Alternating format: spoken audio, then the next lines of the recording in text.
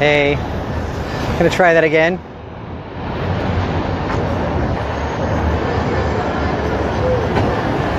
From the top of the Eiffel Tower.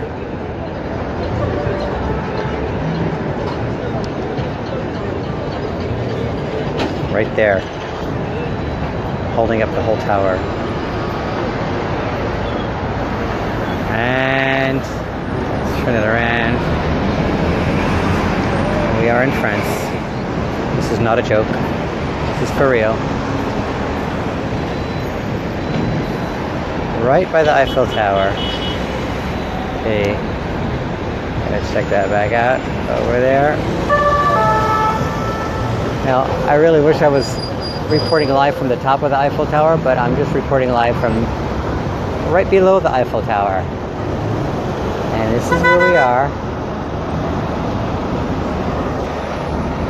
It's a good view. And turn it around. Sunset in France. It's a beautiful place. And I'm very excited, actually, to share with you a little Torah thought from the holy country of France with a view of the Eiffel Tower. This is awesome. Now, I'm not alone, as you can tell, in the street. Lots of people here. So I'm going to try to... I don't think I'm going to run. I don't know if I run, what's going to happen. But I just wanted to say before I start that, hello, lots of Jews here too. Just yesterday, Sarah and I went to visit the Rebbe's shul, the shul where the Rebbe was before he was Rebbe, and it was a very powerful experience. He stayed in France for, I think, 5 years or so, and there's the one place where, one shul that is known where the Rebbe prayed and studied, and it was something Zibitzin, like the 17 is the address, and I forgot the rue name or the street name. But long story short, we were there for a few minutes with Daven Mincha, and right after that, as we walked out of the shul, I had my tefillin with me, and this special tefillin shirt, of course. And as we walked out, literally as we walked out, there were some people walking there, and I thought I detected some Hebrew. And I said, hey, you know, in Hebrew, I said, I'm desperate for a Jew to put on tefillin. I'm looking. Can you please help me out? And there were 2 families, a bunch of kids, 4 people put on tefillin right then and there, standing right outside the Rebbe's shul. Very meaningful experience. And I'm going to be trying to keep the tower in view, trying to be safe at the same time. Arg. Not familiar territory. We're going to try to cross this massive roundabout and stay alive in the process. Not sure where it's safe to do that. Anyway, probably over there. Okay, so on with the Torah thought. This is a short thought that I heard. This is, ironically, it's about vacation. The Rebbe is pretty much I'll say not for vacation, and talking about how the talk was in 1964, Yud Beis Tammuz of 1964, where the Rebbe says that some people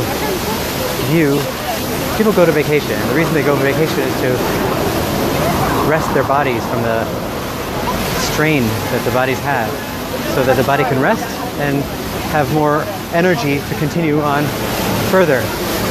And while that happens for the body, some people also can, it evolves from a body vacation to a vacation from the soul also, where the soul, the standards that we have at home are not necessarily the same standards that we keep on vacation. And like, for example, right over here, check this out, these cars. This is vacation cars right over here, where they're offering people to rent the car. Check it out. Would you like to? Drive me. Drive me. Awesome. You could just go ahead and hop in one of these cars. Now that's a vacation, isn't it? Well, it's part of it anyway. So, moving on.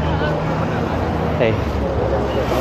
So people connect the idea of vacation with a vacation from the body is also a vacation from the soul, in which we don't have to keep the same standards as we do in our Judaism. And like, for example, Chalav Yisrael, people at home, this is in 1964. Rabbi says people keep Chalav Yisrael at home, and they keep Pas Yisrael at home. Chalav Yisrael means dairy that was milked by a Jew, which is a standard of kashrut that always was until recent years for all Jews. And then that and special meat that was shechted, that was slaughtered in a kosher way. And long story short, when they go on vacation, they don't feel that the standards have to stay because they're on vacation.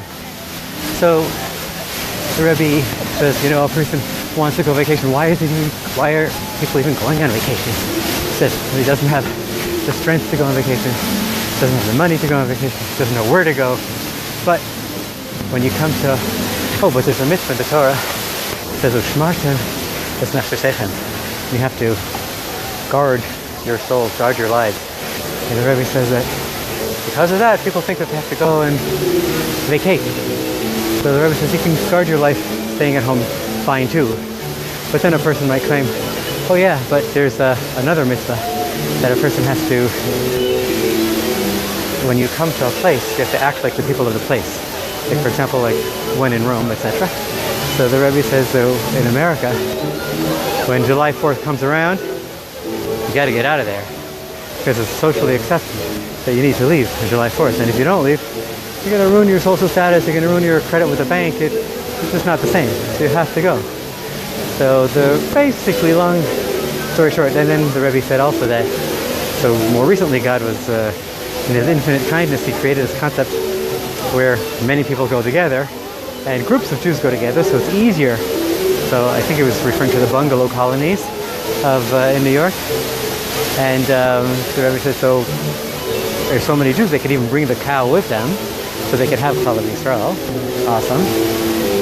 And they could have a minyan, and they could daven. Long story short, the Rebbe said, there's this little book called the Shulchan Aruch, the Code of Jewish Law. And the Code of Jewish Law applies, it was published and initiated way before vacations were. So it applies not just at home, but also in the summer, or especially in the summer months, we need more strength. And the Rebbe was encouraging us to keep our standards of Judaism wherever we are, whenever it is. And that's pretty much the story for today. And there's the Eiffel Tower. It's real. It's not just a backdrop. It's real. And in front of me, this is really scary. The people are standing up on that. So it's really dangerous. Terrifying. It's like, I hope no one's going to jump. And I think that's a very, very dangerous place to stand. Anyway, thank you for joining. I'm going to turn around. And glad I can share with you some of the kosher views of France that are beautiful. And hope you have a kosher summer, spiritually and materially. Thank you, everyone. Share the love.